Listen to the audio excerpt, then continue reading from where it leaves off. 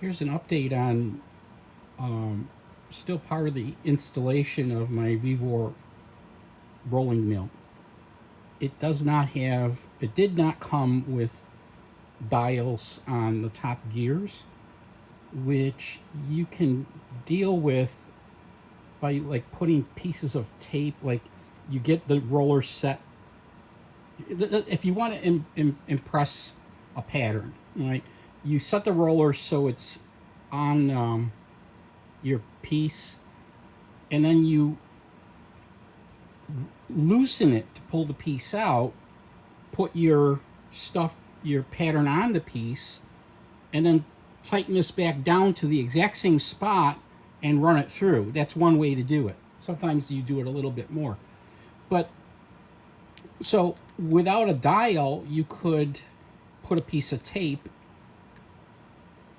here, like masking tape. Put a piece of tape here, put a piece of tape here. Once it's set, and then when you loosen it, you can get it back. But that's very inconvenient. You got to keep playing around with this sticky piece of tape. So I have a two-color 3D printer, and what I did was I looked at these top gears. There's a screw, a little Phillips screw, and a washer, and if you take that out, that gear is, it's number one, it's keyed. Number two, it is on extremely snugly to the point that this only needs to be a little snug, you know, to keep the gear from popping off. Okay. I took the screw out and I couldn't pull the gear off. Okay. So it's very tight without the screw.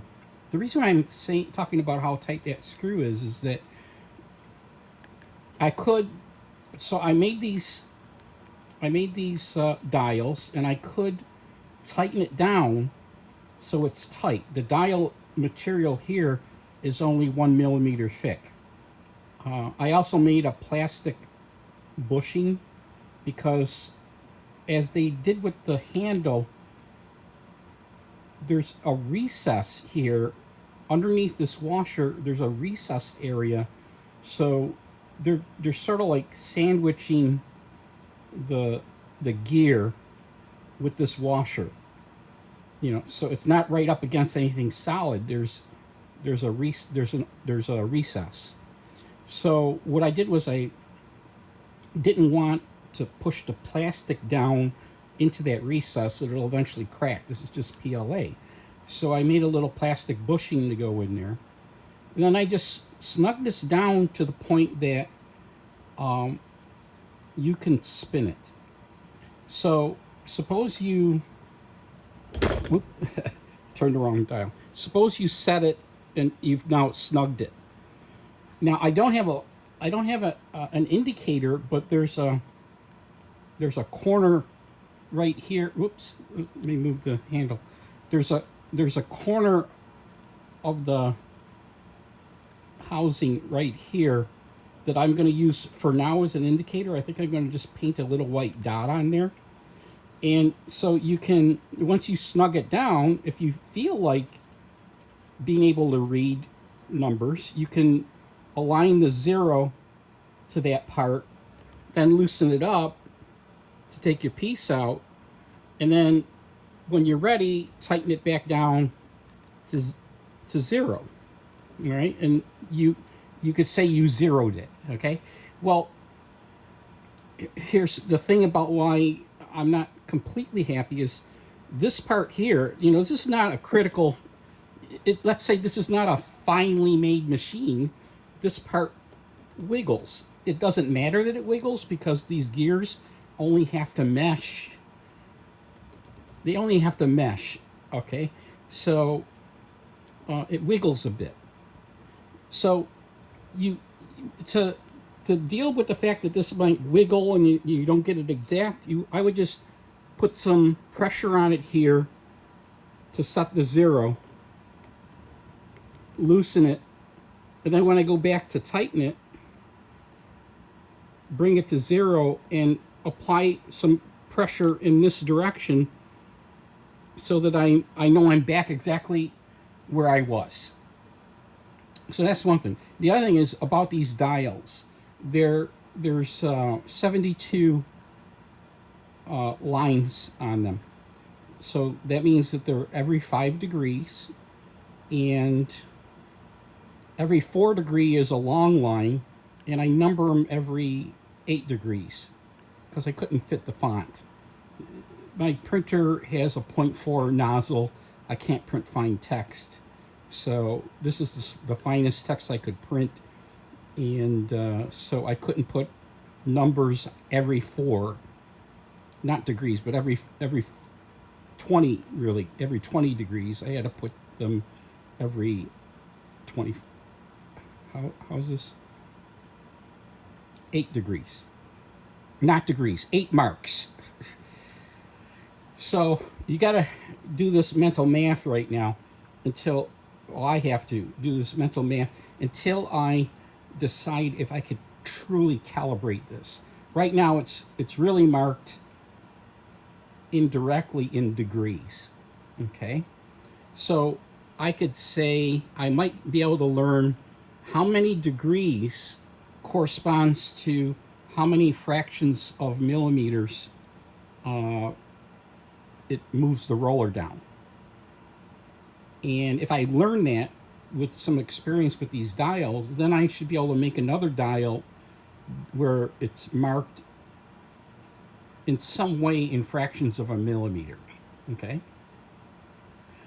But this is fine for now. I mean, I think most rolling mills just have uncalibrated, they have marks with numbers on them, and you use relative positioning to do what you want to do. I'm sure the expensive ones the dials are calibrated, but so I just wanted to update with that. If this works out, and if I don't know if I'm going to get any views on any of my videos, but if this works out, I'll make these available. Depends on how much demand, because it takes like an hour and a half to print a set. You don't really need the dials on both rollers, but I figured why not. So to print a set of 2, it takes it takes an hour and like 15 minutes because it takes time to heat up the machine. It takes an hour and 8 minutes just to print, and it takes time for the machine to heat up, takes time for it to cool off. So you figure it takes an hour and a half to print these.